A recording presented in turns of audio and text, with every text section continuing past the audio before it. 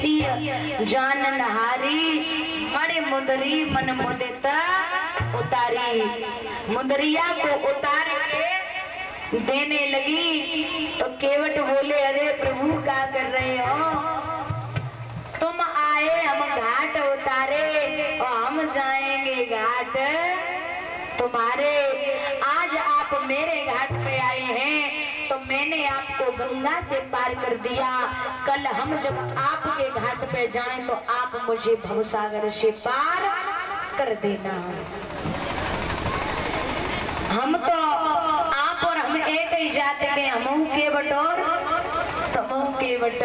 लक्ष्मण फिर गुस्सा हो गए, मेरे भाई को केवट बोल रहा है। राम बोले लक्ष्मण ये यहाँ का केवट है और मैं वहां का केवट हूँ, इसलिए तुम क्रोध मत करो। इस प्रकार से श्री राम जी भैया लक्ष्मण और मैया सीता वन के लिए चले जाते हैं। 14 वर्षों के बाद में लौट के आते हैं। बोलिए वृंदावन बिहारी लाल की, सतगुरुदेव भगवान की। इस प्रकार से सूर्यवंश की कथा होती है।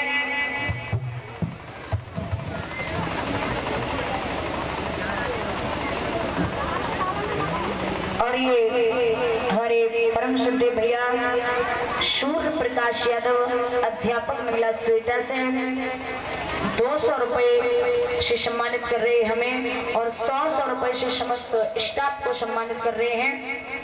सूर्य प्रकाश यादव अध्यापक।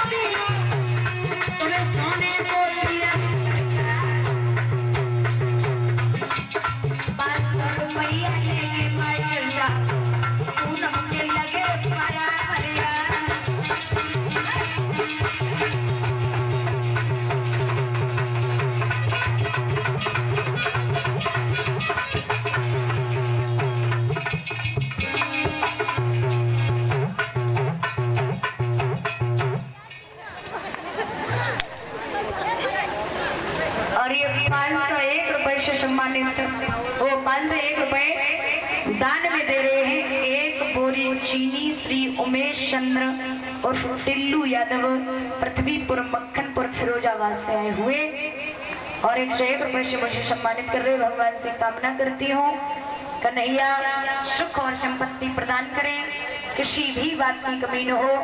गोविंद जो भी दिल की इच्छाएं हो वो पूर्ण करते रहे, यही अभिलाषा और आकांक्षा है। बोली वृंदावन बिहारी लाल की। मेरे भैया चंद्रवंश की कथा श्री सुखदेव भगवान समझा रहे हैं। राजन परीक्षित गुरु बृहस्पति की पत्नी का हरण चंद्रमा ने कर लिया तो चंद्रमा से बहुत ज्यादा कहा कि तारा को छोड़ दे, ये गुरु बृहस्पति की पत्नी है, इनका क्यों तू अपमान कर रहा है, इन्हें छोड़ दे। लेकिन चंद्रमा ने एक भी बात नहीं मानी। शुक्राचार्य के कहने से छोड़ दिया, लेकिन छोड़ा तब था जब वो तारा गर्भवती थी।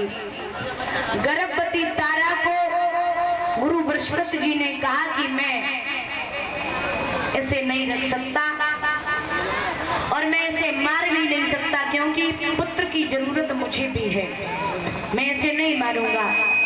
उन्होंने भी घर से निकाल दिया और जब घर से निकाला तो ये जंगल में भटकने लगी। इसके एक पुत्र पैदा हुआ, बड़ा तेजस्वी। पुत्र को जब देखा तो गुरु बृहस्पति बोले मुझे चाहिए। चंद्रमा कहने लगा मैं लूंगा। आपस में झगड़ा होने लगा, लेकिन जब सलह हुई है तो ये जब देवताओं ने मिलजुल के बैठक की तो ये जो पुत्र हुआ था वो गुरु बृहस्पति को नहीं बल्कि चंद्रमा को दे दिया। और उसी पुत्र का नाम पड़ा बुध। चंद्रमा के हुए बुध, बुध के हुए पुरुरवा, और पुरुरवा का वंश आगे बढ़ा। इसी वंश में एक राजा हुए हैं जिनका नाम है नहुस। राजा नहुस ने 101 यज्ञ पूर्ण करके इंद्र के इंद्रासन को अपने वश में कर लिया था। राजा नहुस ने इंद्रासन को अपने वश में कर लिया।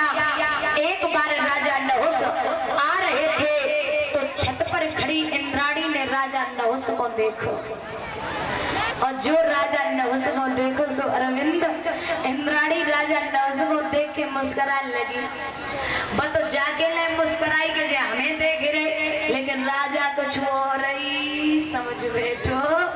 और जैसे ही राजा ने बुद्धि घुमाई, घर पे जाते ही जाते पत्र लिख दिया, हे मेरे दिल की देवी, आगे समाचार ये है कि मैं आपसे गंधर्व विवाह करना चाहता हूँ। आपने अगर विवाह नहीं किया तो मैं आपके पति को जिंदा जमीन में गड़वा दूंगा। इंद्राणी ने जब वो पत्र पढ़ा तो गुरु बृहस्पति जी को दिखाया और जवाब दिया है कि ये देखो गुरुजी, ये राजा नहुस का पत्र है।